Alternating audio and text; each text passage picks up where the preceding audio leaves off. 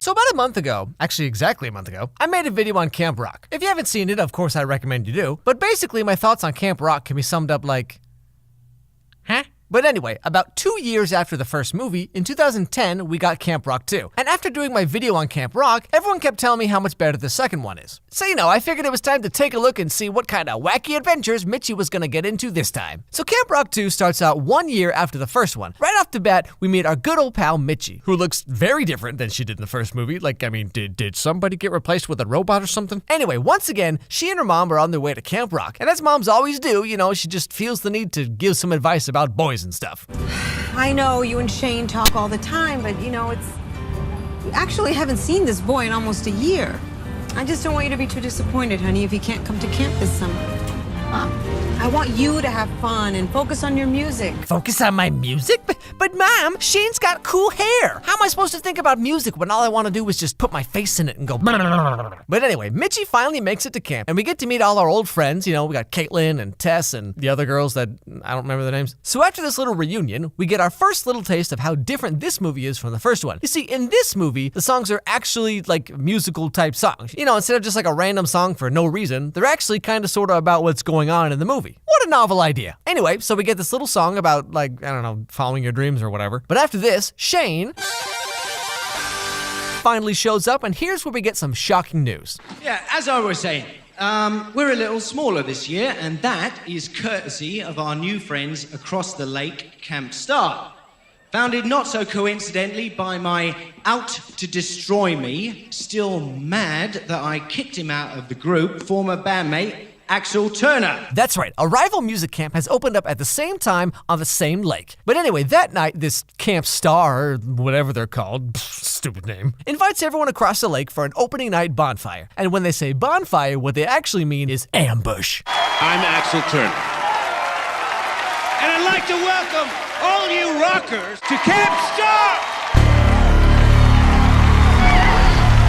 Y'all don't want to hear a speech from me.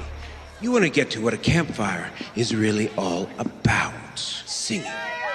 So, does anyone have anything they'd like to play? Now, Mitchie, being the main character and all that, volunteers to go up on stage first and sing about following your dreams or whatever. But then Camp Star retaliates with their own performance of whatever this is supposed to be, and that's when we get to the real sneak attack. Before we go any further, I'd like to make a quick announcement. We're having staffing problems. Who knew we'd be so popular? All right, now we're under attack. So I'd just like to put it out there. If there are any Camp Rock counselors or staff who'd like to make the switch, I'd be more than willing to double your salary.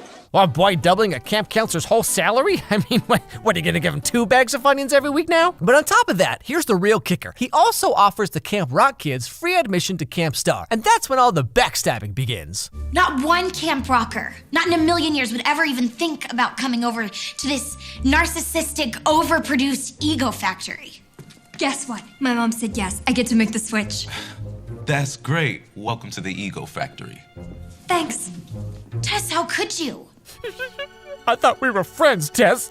Remember last year when we sang about friendship and then we sang about it again for some reason? Did that mean nothing to you? Here, have your charm bracelet back. Now, the next day, there's an all Camp Rock meeting. And understandably, everyone's confused and upset and all that kind of stuff. And just when you thought things couldn't get any worse, they do. So, the good news is, and this really warms my heart, we lost very few campers last night.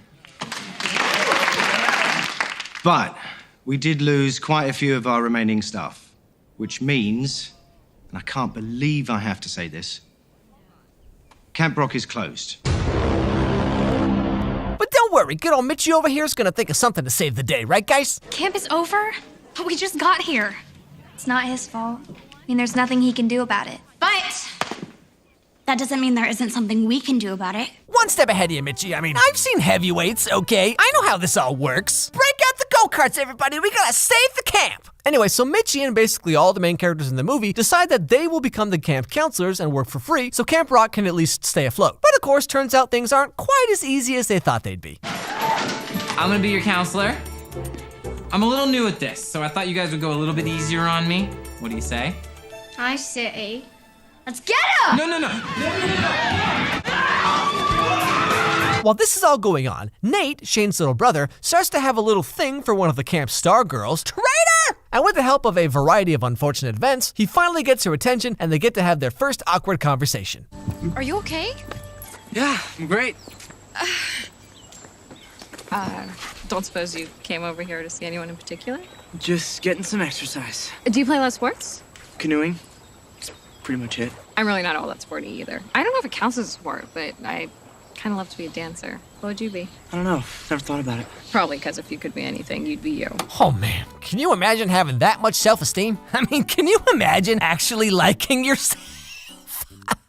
Oh yeah, sure. What if I looked in the mirror every morning and didn't cry for 3 hours? But here's the thing, okay? Turns out her dad is actually the guy in charge of Camp Star. And of course, she's not allowed to talk to those dirty camp rockers and their acoustic guitars. Now, in the middle of all this, Shane keeps trying to get some alone time with Mitchie, but since they're all camp counselors now, they basically have no free time whatsoever. And this is starting to put some strain on whatever their relationship is, I guess. Friendly neighborhood announcer.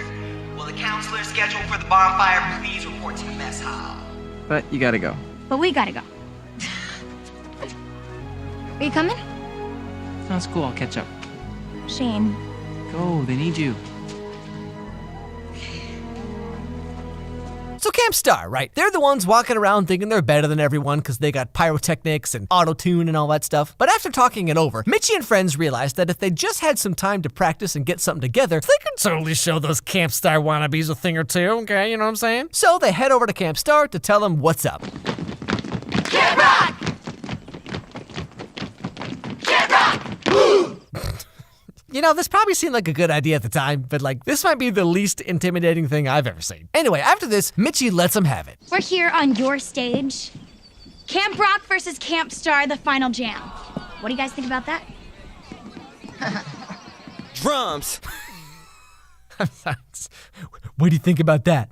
Drums. So then they sing a really long song about how they're gonna sing a song later. I don't know, it's kind of weird, but they're really excited about it. Now after the song is over, the Camp Star guy shows up and decides to throw in a little extra something to raise the stakes. A little healthy competition is exactly what we need. A champion always needs a good sparring partner.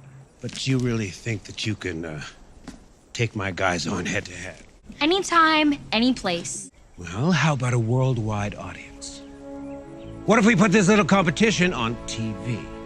So now, of course, all that confidence Mitchie had, you know, all the hoo-ha stuff, it's starting to waver a little. You know, she's getting kind of nervous about the whole thing. But then, oh so conveniently, turns out she has a little secret weapon she's been keeping to herself for years, apparently, just waiting for a chance to shine. I wrote this song a long time ago and I kind of forgot about it, but I think it could work. Oh, this is perfect. The staging could be pretty cool. Yeah, it looks like there's some great spots for dancing. And it's got a great groove. It's got a great groove? How could you possibly know this? So now Mitchie spends like all day every day working on the song and the show and, you know, trying to get everything ready in time. But Shane, of course, is still being a little grumpy grump because he doesn't have any alone time with Mitchie. Just pouring myself into my music. Are you here to help? I can't. Why? Because you and I are going on a moonlight picnic. Shane, come on. Read the room, buddy. Mitchie is literally trying to save the entire camp. I mean, the camp that you met Mitchie at, the camp that gave you your entire music career in the first place, okay? And all you can think about is, but when are we gonna hold hands? And appropriately, Mitchie's like, are you serious? Do you not understand everything that needs to get done? How could I not when I have you reminding me every 2 seconds? What were you thinking? I was thinking, wow, wouldn't it be nice to have a little fun? The whole reason I came was because I know, was to get to know me better. Well, guess what? This is me trying to save something that I care about. So am I. Really? And how's that working out for you? And Shane's like, you never do what I want to do, and storms off to sing a song, as one does. Now, honestly, most songs in this movie are just kind of like whatever, but the whole point of this song is we're completely different, we don't agree on anything, we see the world totally differently, but I just can't give you up. Which, like, sure, okay, when you're like 16 or 17 or whatever, like, yeah, maybe that's like so romantic or like whatever. But I mean, you should probably try and grow out of that as soon as you can, all right? Because, I mean, let me tell you, that is not worth it. But after this, Shane gets an even crazier idea in his head. What if, instead of making things harder for Mitchie, he helped her out and made things easier instead? And oh golly gee, look at that, you're all hanging out in canoes together. Wait, isn't that something? Now while this is all going on, Nate is hanging out by himself, and guess who just kind of shows up out of nowhere? Hi, Nate. I'm so sorry. Are you okay? Hi, Dana. What are you doing here? What do you think? You came to see me? Good guess. Yeah, so girls, women, ladies, really just whoever's watching. More of this, please. Really, just go shoot your shot, all right? If you're waiting for the guy or whoever to pick up on your signals, I mean, you're gonna end up living in Vermont with like 10 cats, you know what I'm saying? And maybe that's your thing, I don't know. I'm just saying, whatever, let's move on. So they start to talk for a little bit, but then she's like, tell me more about yourself besides that you like canoes. And then Nate's like, I actually don't really like canoes, I just wanted to see you. And then she's like, you lied about liking canoes? I don't even know who you are anymore. No joke, she gets mad and storms off for literally no reason. Totally confused by this, as anyone would be. Nate goes to talk to his brothers about what the heck just happened. There's this girl. I really like her, but I'm having a hard time telling her how I really feel. You're a rock star, dude. I don't think she cares. She just wants to know all this stupid, random stuff about me. It's not random stuff. She just wants to know you care enough to let her know who you are. Well, I care, but I just don't know how to say it. I mean, like I always say, you can never go wrong with a good PowerPoint presentation, all right? And this concludes my 46-page thesis on why Smart Guy was a better sitcom than Boy Meets World. Now, before we move on to a comprehensive list of my favorite Vaporwave songs, are there any questions?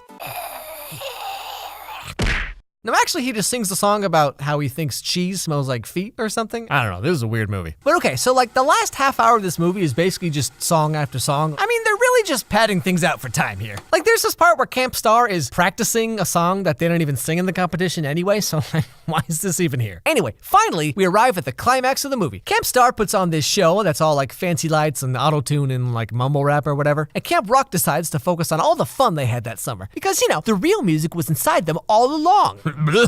So then we get to the end, and the whole world votes. And of course, you know, Camp Rock wins because they sung from the heart, and it's all about the music, and baby.